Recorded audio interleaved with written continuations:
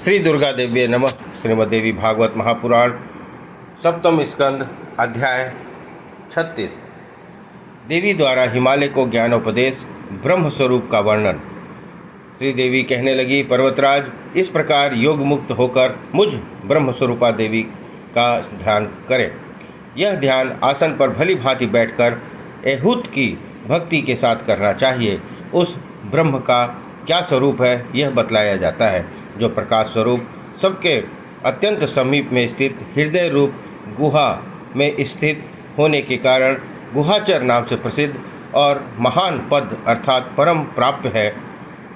जितने भी चेष्टा करने वाले, श्वास लेने वाले, आँखों को खोलने मूंदने वाले प्राणी हैं, सब उस ब्रह्म में ही समर्पित हैं, उसी में स्थित है। सत असत सब कुछ वही है, वही सबके द्वारा वर्णन करने योग्य सर्वोत्कृष्ट है। यह समस्त प्रज्ञा के ज्ञान से परे हैं, अर्थात किसी भी बुद्धि में आने वाला नहीं है।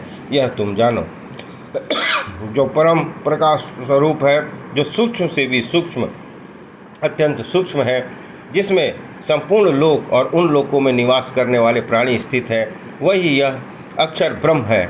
वही मेरे प्राण हैं, वही सबकी वाणी है और वही सबके मन है।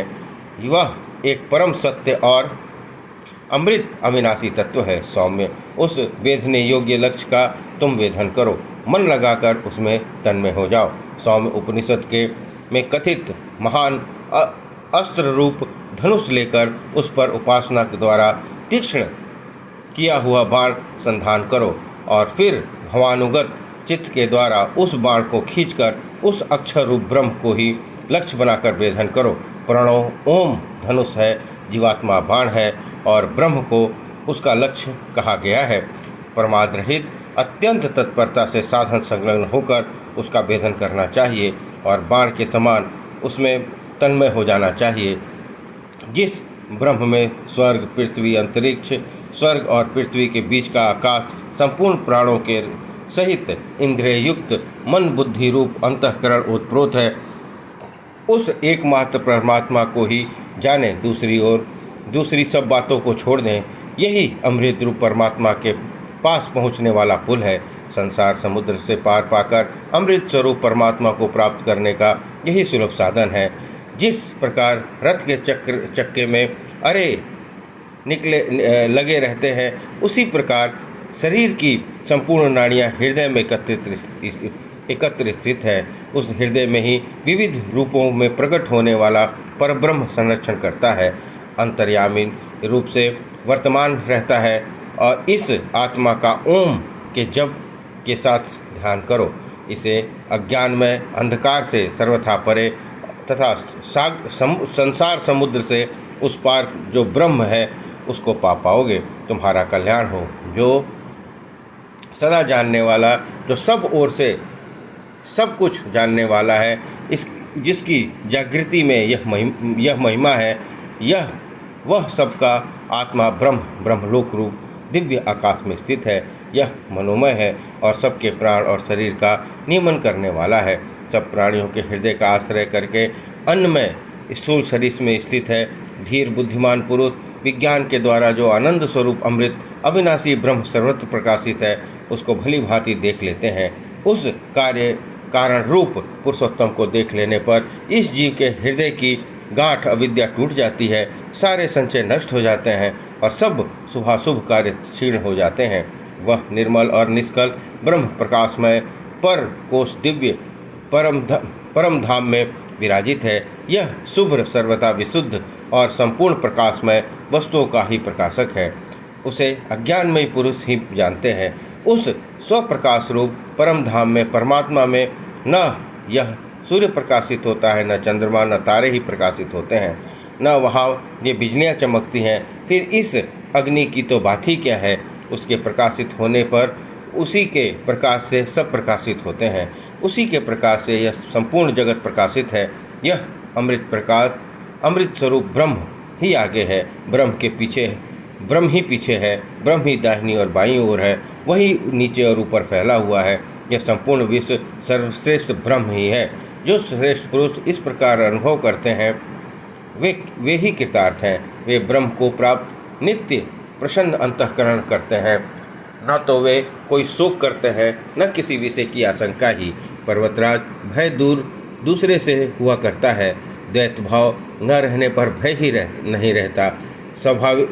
वास्तविक बात यह है कि मेरा कभी उस ज्ञानी से वियोग नहीं होता और उसका मुझसे वियोग नहीं होता। पर्वतराज, तुम यह निश्चित समझो कि वह मैं हूँ और मैं वह है। जहाँ ऐसा ज्ञानी रहता है वहीं मेरे दर्शन होते हैं। मैं न तीर्थ में निवास करती हूँ, न कैलाश में, न बैकुंठ में ही। मैं तो अपने ज्ञानी भक्त के हृदय कमल में ही रहती हूँ। जो मेरे ज्ञान परायण भक्ति की पूजा करता है वह मेरी पूजा से कोटि गुना अधिक फल पाता है। जिसका चित्त स्वरूप ब्रह्म में लय हो जाता है, उसका सारा कुल पवित्र हो जाता है। उसकी जननी कृतकृत्य हो गई और पृथ्वी उसको धारण करके पूर्णवती हो गई। पर्वत श्रेष्ठ, तुमने जो ब्रह्म ज्ञान का संबंध से पूछा है वह मैंने बता दिया। इसको भक्ति संपन्न शीलवान ज्येष्ठ पुत्र से कहना चाहिए और इसी प्रकार शिष्य को बतलाना चाहिए, किसी दूसरे से नहीं। जिसकी इष्ट देव में पराभक्ति होती है और जैसी देवी में भक्ति होती है वैसी ही गुरु में होती है, ऐसे उस महात्मा जन के लिए ही श्रेष्ठ पुरुष इस ब्रह्म विद्या का उपदेश करते हैं। जिसके द्वारा इस ब्रह्म विद्या का उपदेश होता है वो परमेश्वर ही है।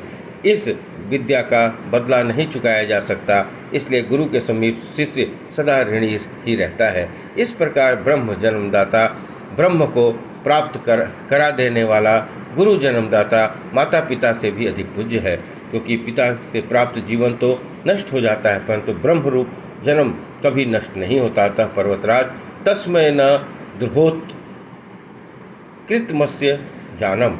यह श्रुति रूप शास्त्र सिद्धांत के अनुसार ब्रह्मदाता परम गुरु से भी कभी द्रोह नहीं करते। ब्रह्मदाता गुरु सबसे श्रेष्ठ है। शिव के रुष्ट होने पर गुरु बचा लेते हैं, पर गुरु के रुष्ट हो जाने पर शिव नहीं बचा पाते। इसलिए ये पर्वतराज तन मन वचन से सब प्रकार सदा तत्पर होकर गुरु को संतुष्ट करना चाहिए। ऐसा न होने पर कृतज्ञ होना पड़ता है और कृतज्ञ का कहीं भी निस्तार नहीं है। पूर्व समय की बात है, इंद्र के अर्थवर्ण मुनि ने ब्रह्म विद्या के लिए याचना की। इंद्र ने कहा, विद्या देता हूँ पर तुम किसी दूसरे को दोगे तो मैं तुम्हारा सिर काट दूंगा। मुनि ने इसके लिए प्रतिज्ञा की। तदंतर अश्विनी कुमारों ने मुनि से विद्या मांगी और सिर काटने वाली बात बतलाने पर अश्विनी कुमार ने कहा, इंद्र सिर काट देगा तो हम फिर उसे जोड़ देंगे। इस पर मुनि ने उनको विद्या प्रदान कर दी। तब इंद्र ने उनका सिर काट डाला। तदंतर दैववेद अश्विनी कुमार ने मुनि का सिर कटा देखकर उसे फिर से जोड़कर मुनि को जीवित कर दिया। इस प्रकार बड़े संकट से संपादित होने वाली ब्रह्म विद्या को जिसने प्राप्त कर लिया वही धन्य है और वही कृत्य हो जाता है। इस प्रकार श्रीमद्देवी भागवत महापुराण सप्तम स्कंध अध्याय 36 संपन्न हुआ। बोलिए दुर्गा माता की जय।